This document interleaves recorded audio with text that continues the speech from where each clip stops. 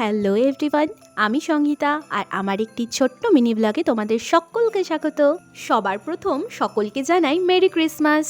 এই দিনটা শুরু হয়েছিল এক কাপ গ্রিন টির সঙ্গে। তারপর সকালের ব্রেকফাস্ট সেরে নিয়েই চলে গেলাম সোজা রান্নাঘরে।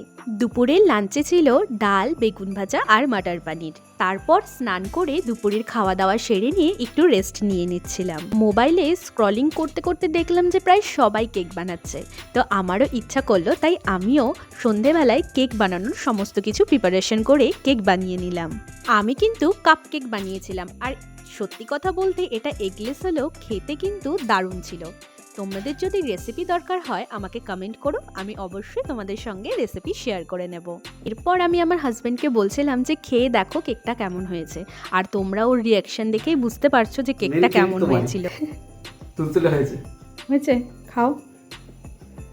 দেখো চকলেটটা কি গলছে, এ ক্লাস ভালো হয়েছে সত্যি। তারপর আমিও একটু ট্রাই করে নিলাম। তারপরেই আমরা দুজনে মিলে চলে গেলাম রান্নাঘরে কিছু স্ন্যাক্স বানানোর জন্য। আর এখানে হচ্ছিল ক্রিস্পি চিকেন। আগেই বানিয়ে নিয়েছিলাম চিকেন পপকর্ন, ছোলার ঘুগনি আর বেশ ঝাল ঝাল চানাচুর ছোলা দিয়ে মাখা। স্ন্যাক্সের সমস্ত আইটেমগুলো হয়ে গেলে এরপর রেডি করছিলাম ঝাল ঝাল লাল লাল একদম চিকেন কষা। এই চিকেন কষা কিন্তু গরম ভাতের সঙ্গে জাস্ট জমে যাবে। ওইদিকে চিকেন কষা হচ্ছিল আর আমরা দুজনে মিলে স্ন্যাক্সগুলো কিন্তু দারুণভাবে এনজয় করছিলাম। গল্প, আড্ডা আর মুভি দেখতে দেখতে আমাদের ক্রিসমাসের সন্ধ্যাটা কিন্তু দারুণভাবে কেটে গেল। তোমাদের ক্রিসমাস কেমন কেটেছে অবশ্যই কিন্তু কমেন্টে জানিও, আর ভিডিওটা লাইক, কমেন্ট আর শেয়ার করতে কিন্তু ভুলো না।